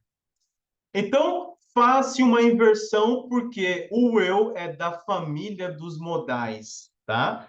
Qualquer um daqueles modais lá, can, lembra o can? Fica can I, can you, você faz inversões, ok? A outra estrutura que existe é uma estrutura própria também, que usa-se o to be de acordo com o sujeito. Então, a gente já pode pôr o verbo to be aqui. Qual que é o verbo to be do I? Fica I'm, your, his, you, it, we're, o your e o their. Então, usa-se o verbo to be aqui, mas going to. Então, você vai por aqui na frente. I'm going to, you're going to. Para todos esses aqui, a mesma coisa. Is going to, tá? We're gonna to, you're gonna to, they're going to. E mais um verbo. Qualquer verbo. Nós diremos do quê? Nós estamos falando trabalhar. Vamos manter o mesmo verbo. I'm going to work. E aqui vem um detalhe importante. Da questão da pronúncia. Esse going to aqui, no dia a dia, as pessoas usam a pronúncia gonna. A pronúncia do going to sai só gonna. Então, ó, I'm gonna work, you're gonna work, he's gonna work, she's gonna work, e por aí vai. It's gonna work, vai funcionar. It's gonna work. Nós iremos, vocês irão, e they're gonna work. Beleza. O que que acontece, galera? O verbo to be é o primeiro verbo que aparece aqui, certo? Então, quem manda na frase é o to be. Quando o to be está no comecinho assim, é ele que manda. Então, se a gente colocar essa frase na negação, você vai usar simplesmente o verbo to be na negação. I'm not going to, né? I'm not gonna work. You're not gonna work. Então, você usa a estrutura com o verbo to be na negação. E na pergunta, você faz só a inversão, né? Am I gonna work? Eu vou trabalhar, a pessoa pergunta, eu vou trabalhar no feriado? Am I gonna work on this holiday? Eu vou trabalhar nesse feriado? Are you going? Então, o verbo to be é que manda, é ele que manda então na negação e na forma interrogativa, fazendo a inversão. Tá bom? Beleza. Beleza. Então, duas estruturas aqui de futuro, usando will e usando o going to. Existe diferença do uso? Tem. Tem diferença sim, pelo menos na gramática, tá? Por que que eu falo isso? No dia a dia, meio que os gringos estão deixando essas diferenças aqui, eles estão usando o will e o going to de qualquer forma, tá? Mas existe sim uns momentos que a gente tem que usar o will e o going to, vai, se a gente for fazer uma gramática correta. O will, em que momentos que a gente usa o will? Geralmente quando existe dúvida naquilo que você vai fazer. Então é muito comum aqui ter, por exemplo, assim, a palavra maybe. Maybe, talvez, I will travel next week. Talvez eu irei viajar ou eu viajarei semana que vem. Então a gente pode até dizer que o maybe aqui é uma palavra-chave importante, tá? Isso aqui indica o quê? Algo uncertain, algo incerto. Você não sabe se isso vai ocorrer. Por que que essa informação é importante, né? Vamos destacar aqui a estrutura, que é o will travel. Quando é com o going to ele fala de planos. Então a pessoa fala assim: I'm going to travel next week. Então aqui é algo certain. Sempre que você usa esse going to aqui, né, o gonna, sempre que você usa o gonna, quer dizer que é um plano mesmo, né? Eu vou viajar, eu vou fazer faculdade ano que vem. Então essa é a primeira diferença dos dois, tá? Lembrando, galera, mais uma vez, que no dia a dia, os gringos estão meio que deixando essas regrinhas de lado e estão usando o will para algo certo e tudo mais. O will também, ele é usado muito quando você cria uma promessa, quando você cria um comprometimento com alguém. Vocês devem lembrar do filme lá do Arnold Schwarzenegger, eu sempre lembro disso aqui porque é o que ficou muito marcado para mim. Quando ele fala assim, I will be back. Lembra? Ele vai no cara do balcão e fala assim, ó, I'll be back. Eu vou voltar com aquele sotaque dele lá, né? Então ele fez o quê? Ele criou uma promessa ali, ó. Eu vou voltar. Daí ele volta e arrebenta tudo lá o escritório, né? Então ele prometeu aqui, ó. Quando você cria promessas, cria, na verdade, compromissos, né? Vamos dizer assim, você usa o will. Você fala assim, Paulo, eu preciso da sua ajuda amanhã. Fala assim, ok, I will help you tomorrow. Eu vou te ajudar amanhã. Eu estou ali me comprometendo com aquilo. E por último, galera, esse aqui é só o will mesmo. Quando algo acontece do nada e você tem que executar alguma coisa. Por exemplo, toca o meu celular. Esse aqui não é meu celular, mas também.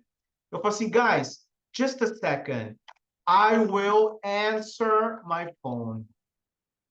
Eu vou responder aqui o meu telefone, porque eu estou esperando uma ligação urgente e tal.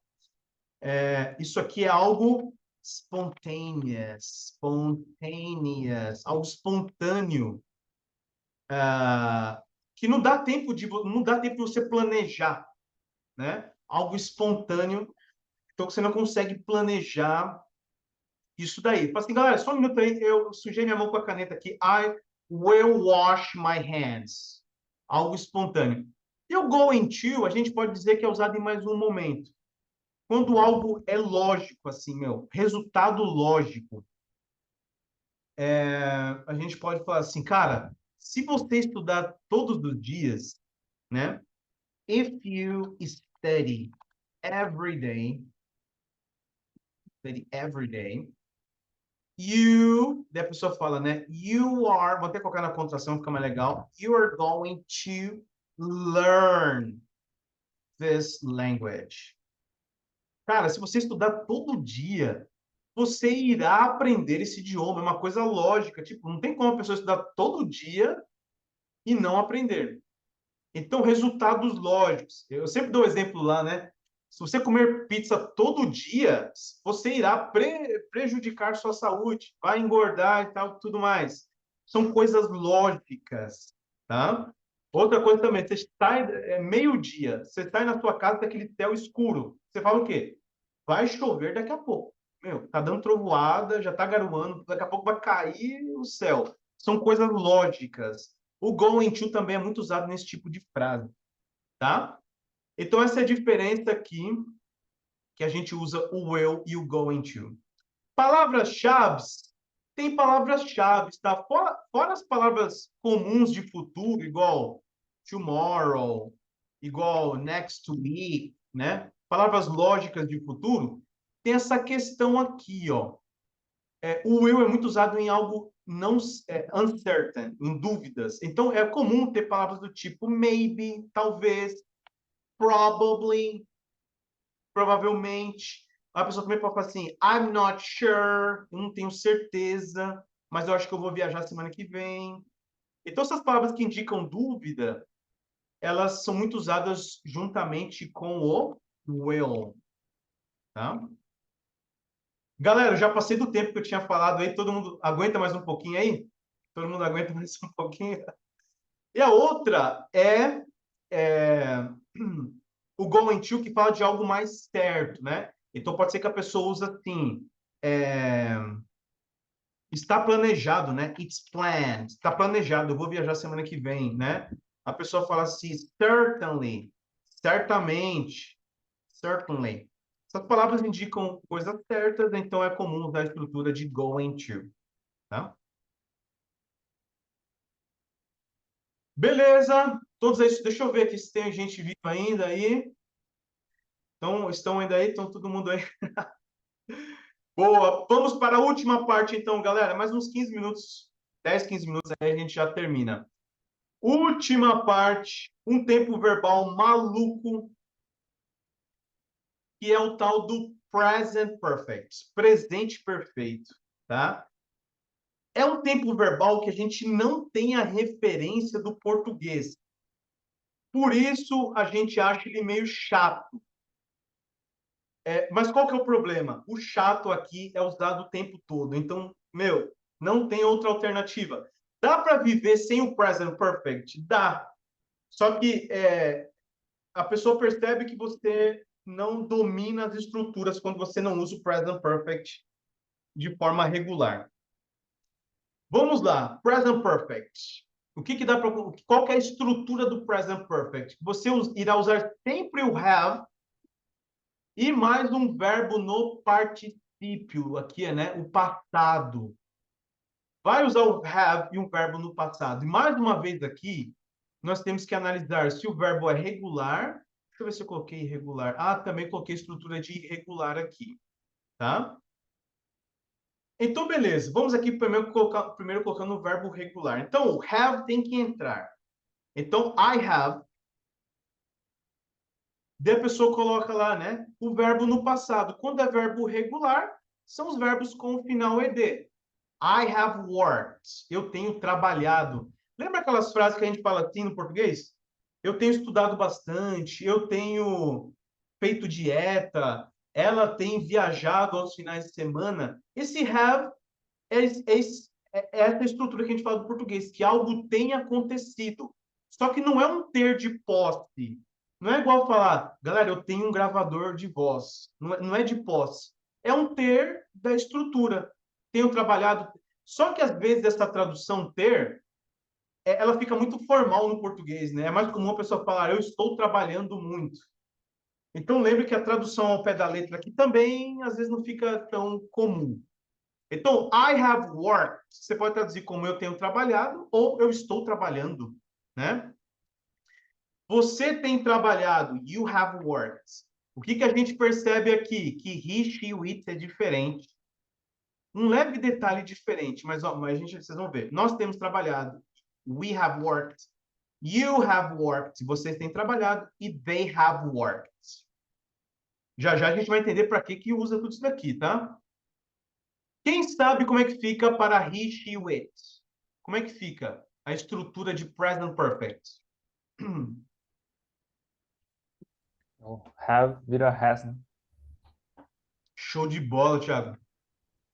O he, ao invés de usar have, vira has. Essa é a única mudança. He has worked. Ele tem trabalhado. Ela tem trabalhado. She has worked. It has worked. A gente só está vendo estrutura, tá? Só ver estrutura não adianta muita coisa. A gente tem que saber para que usa. Já vamos saber para que usa. Existe uma contração bem legal que acontece nesse momento. Deixa eu ver se eu consigo copiar isso aqui tudo. Ó. Fica mais fácil. Ah, deu para copiar. Ó, existe uma contração que ocorre nesse momento, que é o seguinte. O have, na contração aqui, ele vira I've. Alguém já viu isso aqui alguma vez? I've worked. You have. You worked. O he had fica estranho, porque a contração fica igual do verbo to be. He's worked. She's worked. You, it's worked. Os alunos me perguntam, pô, Paulo, mas aqui vai confundir com o verbo to be. O verbo to be na contração. Pois olhando assim, realmente parece, mas o verbo to be nunca vai entrar um verbo na frente, assim, ó, no passado. Nunca vai entrar. O verbo to be vai entrar, né? He is good, por exemplo. Ele é bom. Vai estar muito adjetivo, né? She's, ou até um local. She's at home. Ela está em casa. Mas nunca um verbo. É por isso que acaba não confundindo. Mas no começo confunde um pouquinho sim, tá? Depois vocês vão pegando o jeito da coisa e o negócio começa a caminhar. Nós temos trabalhado. We've worked. Vocês têm trabalhado. You've worked. Eles ou elas têm trabalhado. They've worked. Estamos usando aqui um verbo regular, que são aqueles verbos que terminam com ed. É só colocar o ed no final do verbo e está tudo certo. E aí, é o seguinte, beleza, essa aqui estamos falando de afirmações. Vamos falar um pouquinho aqui agora de verbos irregulares. O que nós já sabemos dos verbos irregulares? Nós temos que ver uma lista, né? Quando estávamos falando de passado, nós usamos a segunda lista aqui, ó, a segunda coluna.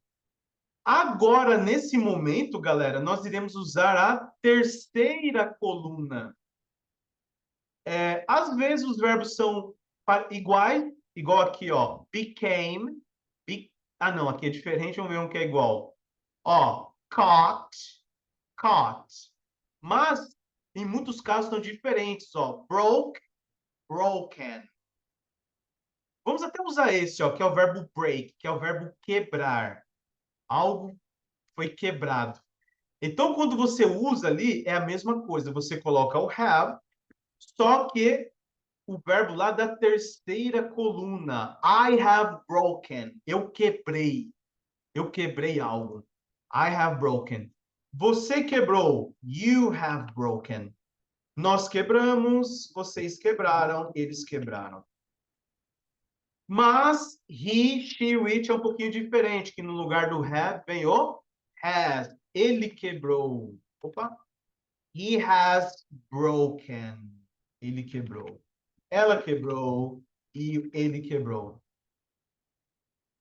Então, essa situação que ocorre aqui agora, que verbos irregulares nós iremos usar a terceira coluna. Nossa, dá um pouquinho de trabalho aí. Dá um pouquinho de trabalho sim, tá? Existe a mesma contração? Dá para fazer a mesma contração. I've broken, you've broken, e por aí vai. Dá para fazer a mesma contração. Beleza? A gente só está vendo estrutura, hein? Estamos vendo estrutura.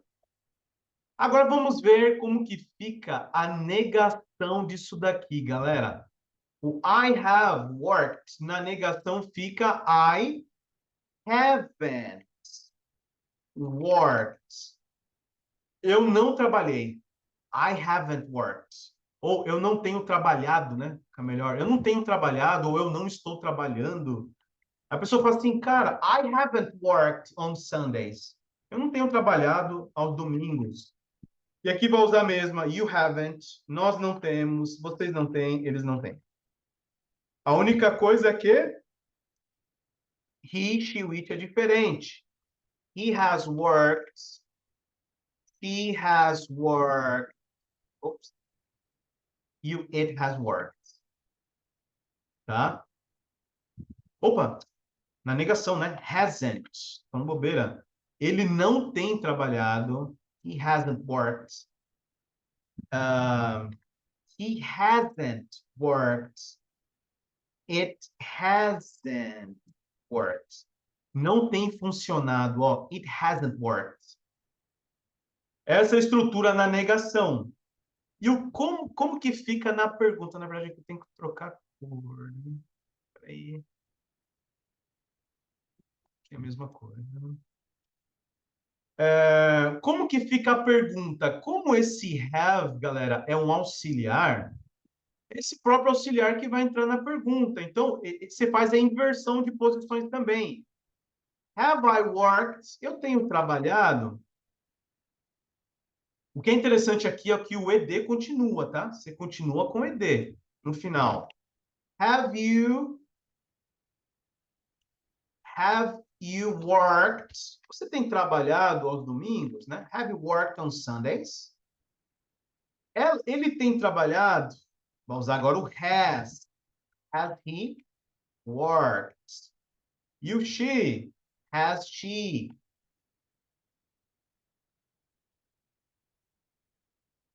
Has she worked?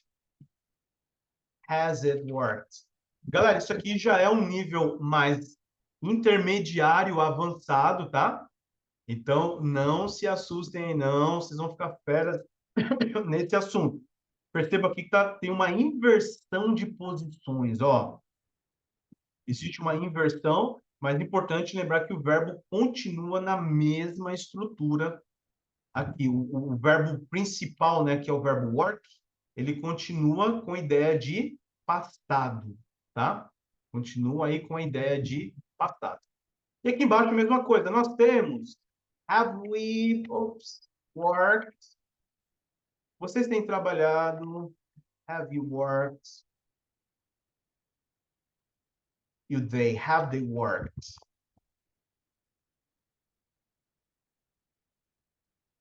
E é isso que acontece nesse momento. Aqui embaixo, com os verbos irregulares, é a mesma coisa, tá bom?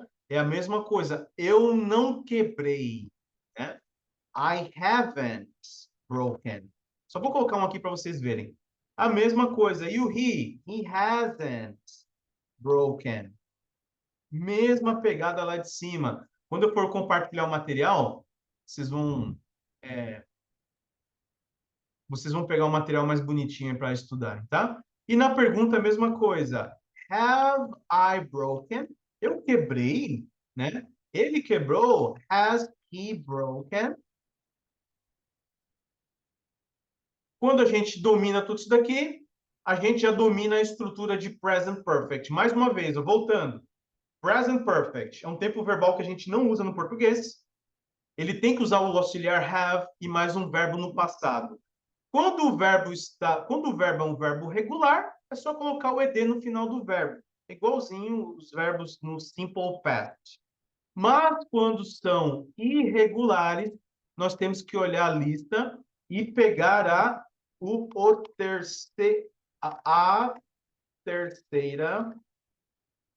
terceira coluna da lista. Temos que pegar a terceira coluna da lista. Exatamente. Os nativos usam demais para falar aí de coisas do dia a dia. Exatamente. Demais. Beleza, então aqui é a estrutura que nós aprendemos. Agora o principal. Quando usar o present perfect? Quando? Isso aqui é o mais importante. Eu achava isso aqui muito complicado, que eu já confessei que é um dos momentos que eu mais estudei, porque não entrava na minha cabeça. Só que, de repente, pum, virou a chave e falei, poxa, não é tão complicado assim. Primeiro, o present perfect, ele fala de uma ação que tem se repetido ultimamente na sua vida. É algo que você começou a fazer em algum momento do passado e aqui, em algum momento no presente você faz ainda, de vez em quando. Como assim? Por exemplo, estudar inglês. Vocês não começaram a estudar no passado e continuam estudando? Então, vocês podem falar, I have studied English, né? Eu tenho estudado inglês. Pronto, só isso aqui, ó. I have studied English. Você pode até colocar um período, tipo recently, recentemente. Percebam a estrutura, galera. I have studied. Eu tenho estudado, ou na tradução mais aportuguesada, brasileirada, eu estou estudando, né? Inglês recentemente. Está estudando agora? Tá.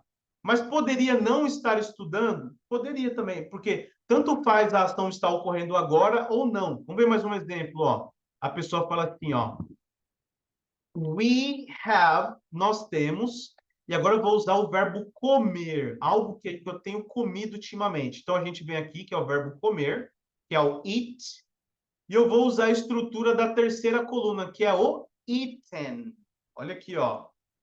I have eaten fish. Eu tenho comido peixe, sei lá, lately, que é ultimamente. Então, você fala de algo que tenha ocorrido. Mas você está comendo peixe agora? Não. Mas pode ser que logo porque eu gostei dessa ideia de comer peixe. Então, essa ação pode estar ocorrendo agora ou não, tá? Mas é uma ação que tem se repetido ultimamente na minha vida. Lembrando que o mais legal aqui é você fazer uma contração. Ao invés de você falar I have, você pode falar I've studied, né? I've studied. Você pode usar a contração aqui, que fica bem da hora usar essa contração. Ao invés de você falar we have eaten, você pode falar we've eaten. Nós temos comido peixe. Essa contração fica bem legal. Então, esse é o primeiro uso do present perfect. Outro uso. Isso aqui é bem interessante. Aliás, só preciso voltar um pouquinho para explicar, para relembrar um negócio aqui no simple past. Ó, simple past, passado simples. O passado simples, lembra que eu aponto quando algo ocorreu? Ó, eu trabalhei muito ontem. Você falou quando? Eu trabalhei muito ontem. Ela perdeu as chaves dela semana passada. Eles dormiram muito. Vou até colocar um exemplo diferente. Eles dormiram muito 2 dias atrás. 2 days ago. Então, você apontou exatamente quando algo ocorreu. Isso é comum dentro do chamado, aqui, ó, simple past. Já aqui, nesse momento, estamos caminhando para o fim, galera. Caminhando para o fim. Lembrando que vocês viram aqui, ó, 1 ano de curso quase, nessa quase 2 horas de aula, né? Ó, vocês viram 1 ano de curso aqui. Lógico, muito rápido, né? Mas vamos lá. No present perfect, você também fala de algo que ocorreu no passado, mas vamos até colocar um mas aqui maior. Opa, mas você não diz quando ocorreu precisamente. Lembra aquela frase lá do perder as chaves? Então, lá nós falamos, ela perdeu as chaves ontem. Se eu falar simplesmente que eu perdi a chave, por exemplo, lembra, eu tenho que usar o I, you have, e o verbo perder, né? Perder, ó, que é o verbo lose. Cadê o lose? Lose. No passado é lost e no particípio, lost também. Então vamos repetir o lost aqui, ó. I have lost my keys. Eu perdi as minhas chaves. Percebam que a pessoa, ela achou que não era necessário falar quando perdeu. Às vezes ela nem sabe quando perdeu exatamente. Principalmente se é uma chave que ela não usa direto. Perdi a chave do porão. Sei lá quando perdeu, perdeu em algum momento. Então percebo que o present perfect, ele nunca fala quando precisamente. Quando você fala quando, você não sabe. O máximo que você chega em um momento é falar recentemente, vai. Eu perdi minhas chaves recentemente, ou até ultimamente. Ultimamente fica feio nessa frase, fica estranho, né? O recentemente é o máximo que você chega de um período, tá? Vamos colocar mais um aqui, ó. A pessoa fala assim, She, lembra que o she, o auxiliar vira has, né? She has, ela tem. She has watched, ela tem assistido good movies, ela tem assistido bons filmes ultimamente, lately, aqui fica legal. Ela tem assistido bons filmes ultimamente. Quando que ela assistiu, né? Não importa falar nessa frase e nem tem como usar, tá? Não tem como usar assim. She has watched good films last week. Tempos verbais específicos não entram aqui, tá? Então, é nesse momento que o present perfect acontece, galera. Simples assim, tá? Simples assim, não tem tanta dificuldade. Lógico, isso aqui precisa entrar na nossa cabeça, porque a gente não trabalha com algo que começou no passado e vem até o presente. Algo que ocorreu no passado e você não fala quando, a gente não pensa nisso no português. Mas no inglês nós temos que pensar um pouquinho nessa estrutura. Quando vocês dominam esses 5 tempos verbais aqui, ó, vai por mim. Se vocês dominarem isso daqui, já dá para passar numa entrevista de emprego, já dá para fazer uma viagem para o exterior, tranquilamente, trocar uma ideia da hora com quem estiver por lá. Palavras-chave que eu colocaria aqui, eu não vou nem entrar, tem um momento aqui que tem algumas palavras específicas, mas eu vou usar só essas duas aqui por enquanto, ó, recently e o lately. Num próximo encontro, eu falo de outras palavras-chave que podem ocorrer dentro desse tempo verbal aqui, tá? Quando você fala de algo na sua vida, até a palavra never, quando você nunca fez algo na vida mesmo, então, lembra que essa é a ideia do present perfect. Desde o passado até agora, então, se você nunca fez, usa-se esse never, tá? E é isso. E a pessoa fala, pô, Paulo, esses 5 tempos verbais aí dão esse trabalho todo. E depois, você falou lá no começo que ainda tem outros, né? Porque ainda tem o present perfect continuous, tem o past continuous, tem todos esses aqui que você nem falou ainda. Só que, galera, depois que você conhece esses principais, vamos aqui de novo destacar os principais, as raízes. Simple present, simple past e o simple future. Depois, junto com o present continuous e o present perfect. Deixa eu colocar uma cor bem feiona aqui para destacar aqui de amarelo, ó. Espera aí. Esses que estão de amarelo são os que nós vimos aqui hoje, né? Os outros aqui, eles também são importantes, eles são usados, mas muito menos usados, e depois que você conhece tudo isso daqui, fica muito mais fácil de você fechar esse pacote de tempos verbais. Todo idioma, ele tem uma importância gigantesca com tempos verbais, tá bom? Então é importante saber. Deu um trabalho enorme chegar até aqui, daqui para frente costuma ficar um pouco mais fácil, tá bom? É isso, galera. Nossa aula de hoje, demorei uma meia hora a mais do que eu tinha falado. Quero compartilhar com vocês aqui 2 links. O primeiro é do Telegram, como se diz, né? Deixa eu ver se dá para compartilhar aqui fácil. Ah, daqui. O primeiro é do Telegram, aconselho que vocês possam ir até lá. Eu vou compartilhar esse material, o link da gravação que está acontecendo. E para quem não é aluno aí, ó, e quer estudar tudo isso daqui de forma mais pausada, mais tranquila, né? Eu estou deixando um link para vocês aí de 7 dias grátis para vocês conhecerem a nossa plataforma aqui, tá? Eu creio que todos vocês sejam, a maior parte aqui pelo menos deve ser aluno, né? A ideia era essa mesmo. E tinha muitas pessoas me pedindo para fazer uma revisão, daí eu convidei a galera de fora também, tá? Eu sei que muitos me falaram que nem ia poder estar aqui, né? Sábado de manhã, não é fácil acordar mais cedo para poder, né? Ainda mais tá um friozinho, né? Aqui em São Paulo tá um friozinho aqui para ficar na cama. Mas eu gravei para a galera poder ver. Vocês também vejam depois, tá? E é isso. E no Rio também, né? A Ana é lá do Rio. No Rio também tá frio, né? É verdade. E fora isso, galera, quando vocês tiverem algum assunto que tiver difícil, sendo aluno ou não, me mandem uma mensagem lá no Teacher Paulo Gomes, no meu Instagram.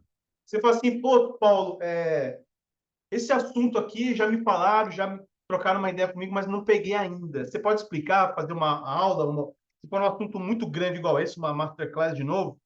Faço sim, tá? Então me manda lá no direct do... Opa, é Teacher Paulo Gomes. @ Teacher Paulo Gomes.